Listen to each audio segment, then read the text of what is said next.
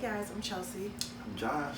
And we are the Cages. Welcome back to another video. Thank you so much for tuning in with us. As you see, we are in our comfy clothes because we wanted to kind of do like a chit chat type of video. So if you have to, go ahead and get comfortable, kick your feet up, go get a snack, something to drink, because I just want to have a conversation with you guys. So as always, don't forget to like, comment, and subscribe. Yes, like and subscribe, people.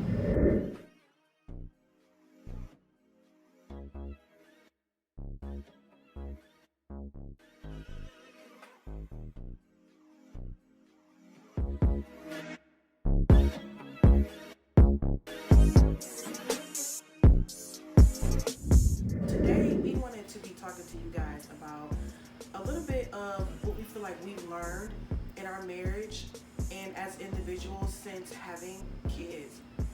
And we jotted down some bullet points that we thought might be helpful to somebody else, who maybe is married and is having a hard time, or, you're a new time parent and things like that, anything, or if you just want to enjoy the video. We just thought we have a conversation and share with you guys some of the things that we feel like we've learned and some of the things that has helped us in our marriage and as individuals since having kids. So we wanted to talk about, and we came up with 3 bullet points. The first one is communication, the second one is patience, and the third one is order/routines. All right, well, communication.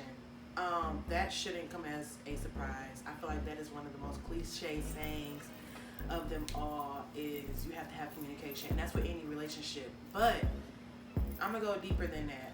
Communication is key, but I feel like we've always had really good communication. I'll throw it out there. That's always been one of our really strong suits in our relationship. But I feel like since having kids, we had to learn how to communicate effectively.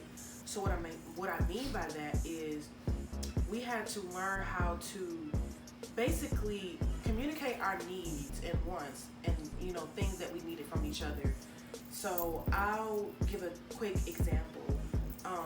Our first, let's say, month of becoming new parents. Let me back up. If you guys are new to our channel, we have a son, Isaiah, who is 1 year old, and we have a newborn baby girl, Isabella, who is 3 months. So, in the first month of us bringing her home from the hospital and stuff like that, it was just really hectic. She was a tiny newborn, and it was just a lot going on. The first week that we had brought her home, Joshua started back working. We moved into our new house, and I was on my own. All of those things. Yes, you heard that correctly. He started back work, and we moved into a new house. So all in 1 week. All in 1 week, y'all. So I can remember the first week that it was just me by myself. I didn't have any help. My parents had gone back to work. Like I said, Joshua was working. I'm in a new house by myself. It was just crazy. It's boxes everywhere. I have a newborn who needs me 24/7. I have a toddler who needs me, and it was crazy. It was crazy. I feel like I was gonna lose my mind. And for me, I felt like because Joshua was going to work a job every day, I had kind of like processed it in my head that because he was leaving the house every day, he was getting a break from the kids. And he processed it in his head like, I'm the one who was going to work every day, working hard. You were the one who's getting a break because you're actually not leaving the house. So we kind of clashed heads right there, because it was kind of like we were looking at each other, I don't even know, like we weren't understanding each other. And so we literally had to sit down and have a conversation, and he told me what he needed from me. I told him what I needed from him. And a little bit about that conversation, he was just like, I feel like I go to work and then I come home and I come home to another job. I don't even get a moment to myself. And I'm like, well, I wake up and I work. I'm working overnight with the kids. I'm the one who wakes up at night. So it was a lot of me, and you're not doing this. It was a lot of pointing fingers. And so we literally had a conversation, and we talked to each other, and I asked him, I said, what do you need from me?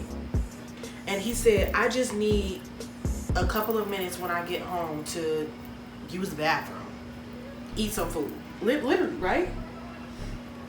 I mean, I ain't trying to put your business out like that, but it is. But it's out there already, so let's proceed. So, those are the things I feel like we had to learn about communication. Is, like I said, we just needed to learn how to effectively communicate. It had to be deeper than just the regular, how are you doing today? How was your day? How was work? How was the kids? We had to really get in tune and get in sync with each other and communicate and really tell each other what we needed, because we were crashing. We were crashing, y'all. It would be like we were just always irritated. Always irritated because we weren't understanding each other until we had that conversation and explained, our different viewpoints of, well, this is the way I'm seeing things, what you're doing, and this is what I'm seeing, the way you're doing things. And it's just like, and our main word that we kept saying was, it's not fair. We kept saying something wasn't fair. And it's like, okay, ain't nobody else in this relationship but us two. And nobody else raising these kids except for me and Joshua. So yeah, we had to sit down and have a conversation about, what we were going to do moving forward. So that's my key point on communication, is effective communication. Effectively communicate. Yeah, so just to tag along on the communication part, that was a lot of input what she meant on I'm sorry, I didn't mean to be wrong-winded. on communication, but that's what we dealt with throughout our whole marriage, and also coming into parenting as well. Communication is key, guys. The lack of communication is just going to lead to destruction. That's how it is. And sometimes you just have to be upfront and genuine on when you want to communicate with your spouse, because that is the main person that you're riding and ride or die. Ride or dying, I don't know how many times you want to die, but anyways. Oh my God, ain't nobody really dying. Anyways, we found the time to sit down and discuss on what did we have, what oughts did we have with each other. Like, we just talked about just in detail. That's all. Just communicate. Speak on it. Don't leave it in your mind and just let it sit there.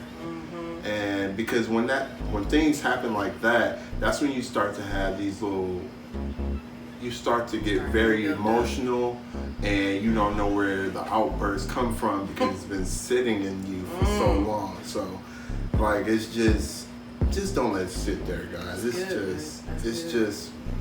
Just let it out. And I just wanted to add one more thing when he said, even when it might hurt. That is a key thing. You have to communicate those things, even if you feel like it might hurt your spouse. Because at the end of the day, it's hurting you if you're not communicating, your wants and your needs. So yes, like, you have to. I will say also this: communicate with respect as well. I'm not saying tell your spouse everything and it's disrespectful and y'all cussing each other out and things like that. No. The next one that we want to hit on is patience. Patience. Ooh, y'all. Patience. You got patience? I'm still learning, and that's okay. Yes, you do. By the grace of God. Yes. So, patience. That is a really big one as well. I guess it kind of ties also into communication. So I know for me, I'm a type of person where I kind of want you to do everything right. And that's not even humanly possible. Okay? It's not even humanly possible. So, especially with Isaiah being a toddler now, and he's going to be 2 next month,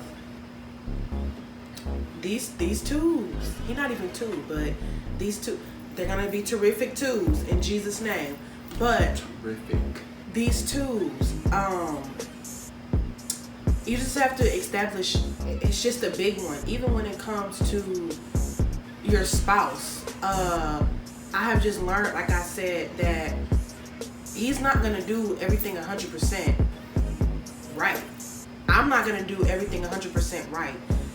And with that being said, there's gonna be some times where we have disagreements and things like that with each other, and it just has to be a level of patience and grace so that we're not crashing heads, we're not arguing and things like that. Especially, like I said, with the kids, it can be sometimes where I feel like sometimes Isaiah is just not listening, or Isabella, she's just crying, she constantly needs me. Just before we're shooting this video, she just would not stop crying. And so sometimes I find myself just getting so frustrated. It's like so many cuts. Cut it off. Start over. Go back upstairs. But my point is, it's just like for me personally, I'm a type of person where, like I said before, I just want you to come straight with it. I just want you to do things right. And if you don't, I like to cut you off. I give you 3 strikes. 3 strikes, you out. You don't even give 3 strikes. It's just 1. You mess up, you like, no. Well, pray my strength in the Lord. But when it comes to marriage, it ain't no 3 strikes and you out. When it comes to raising kids, it ain't no 3 strikes and they out. It is going to be something every single day that your spouse does or your child does to irritate you. And you can either let it get all the way under your skin and, have a situation where it, upsets your whole day and you're just irritated. Or you can have patience and you can choose, like, you know what? That irritated me. I'm going to ask God for grace. Continue thanking God for his patience that he's given me, and I'm gonna move forward. So, like I said, that second thing is patience. Yes, with patience, yes, I agree. I agree with everything that you said. That was some good stuff, bro.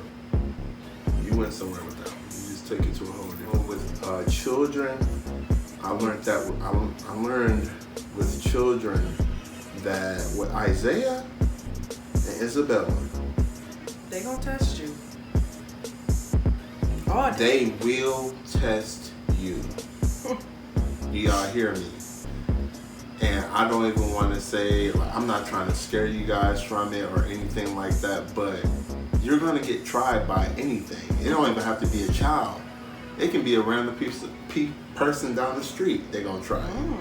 But anyways, patience is very key. My point. One of the things that we started saying in our relationship since we've had kids is do not react before you respond. And so basically what that means is, let's say for instance, Isaiah reached up on the counter and grabbed a box of Cheerios and poured it all on the floor. So the reaction to that will automatically be, why would you do that? You start yelling, you're frustrated. But don't react like that. Process it really quick, take a deep breath, internalize it, and then respond. Yes. Do not react before you respond. That ties into patience, because if you continue to react before you respond, first of all, that's going to build trauma within your child. They're going to feel like they can never make mistakes around you. They're going to feel like they always have to be perfect. Ooh. And you guys are going to lose that connection. Okay? You wonder why they want to get away from me, why they want to spend time with me. Exactly. Even as a young child, if you continue to react before you respond, that's going to build something up inside of them. They can start, doing that same thing, have a lot of anger and things like that. So it's so important to not react before you respond, because, like I said, you just have to practice patience. That's just really what it comes down to. You have to practice patience, because if you let every little thing that goes on throughout the day, and like Joshua said, it don't even have to do with your kids or your spouse. It can be anybody.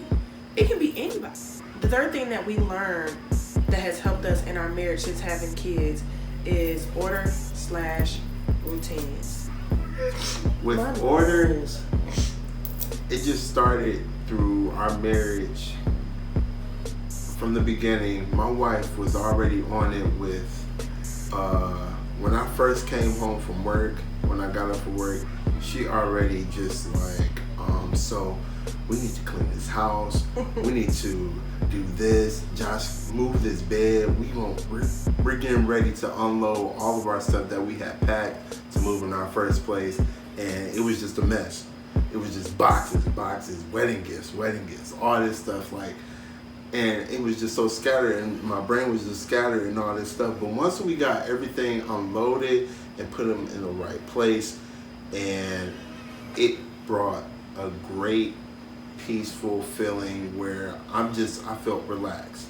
And that was just because we ordered the house the way how it should look. Going forward with parenting with order, my children needed order, and also routines. It ties into it also. Because when my son wakes up and he don't care if I want to go back to sleep, he said, so, Dad, can you bring me my milk? Can you bring me my 40? I'm like, So to piggyback off of what Joshua just said about order and routines, I can even think back to when we first brought Isabella home from the hospital. I just feel like that whole beginning stage, let's say like the first week through the third, or the first month really, it was just really, really, really hard. And one of the reasons why it was so hard is because we did not have order. We did not have an established routine. Also on top of that, we did just move, and it was boxes everywhere.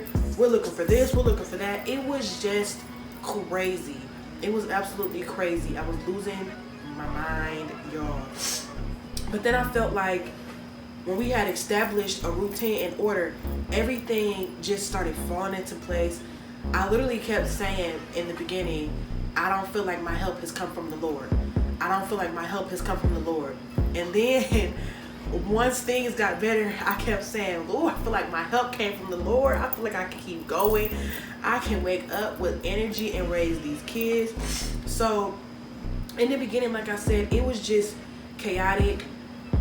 There was no order as far as like what time the kids go to bed, what time they wake up, what time are we going to eat dinner, what are we eating for dinner, what are we going to do today.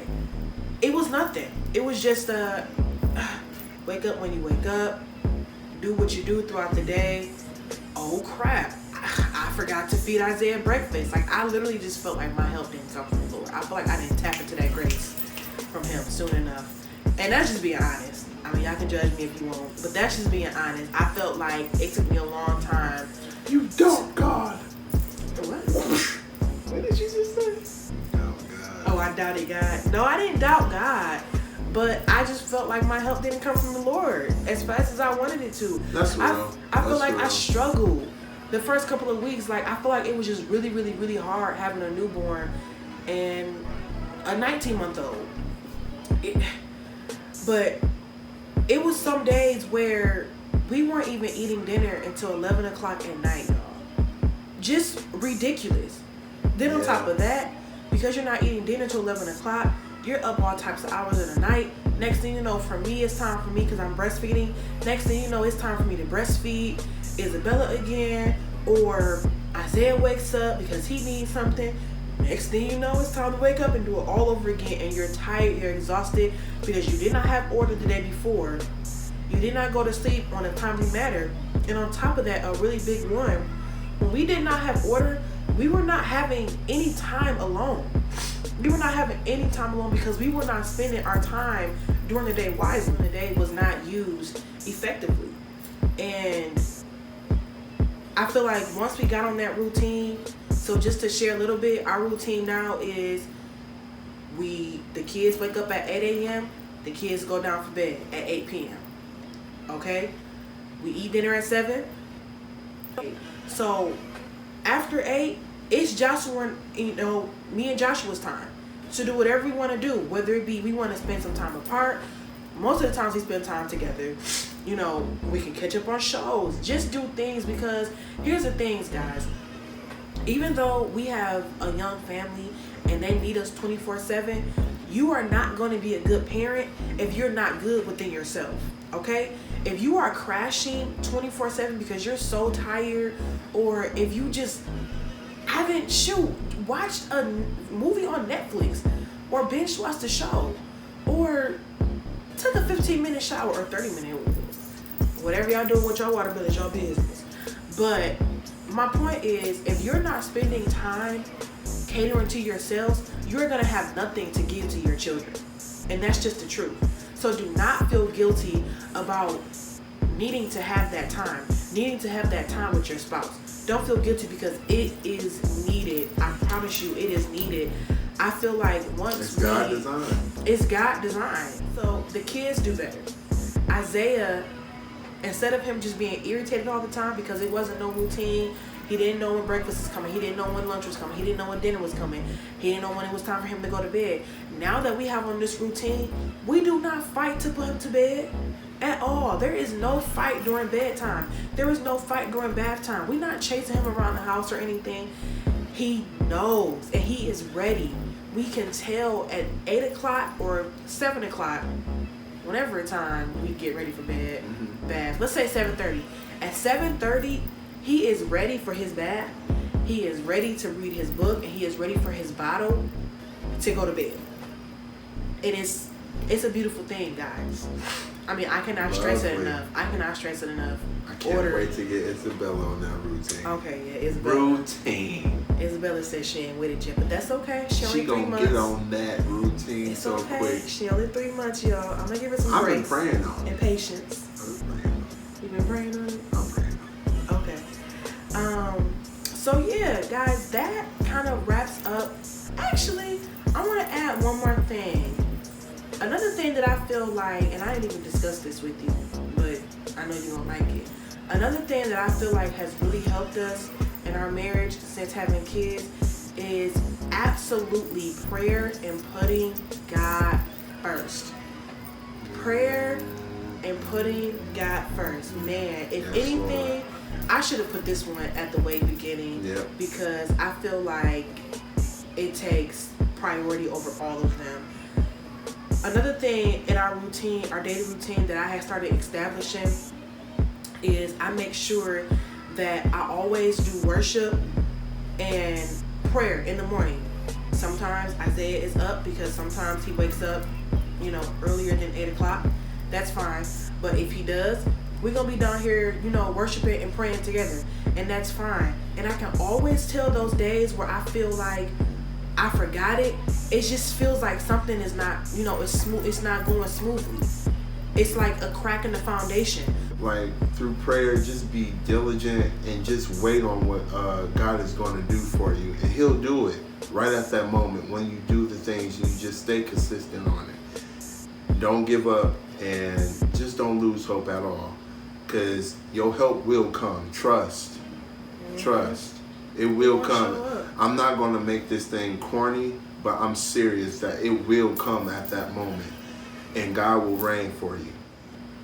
So, yeah, guys, that concludes this video. I really, really, really hope that some of the things that we shared with you guys, our stories and these, pointers, I really hope that it can help you all in your relationships and as parents. So, to recap, the first one was communication.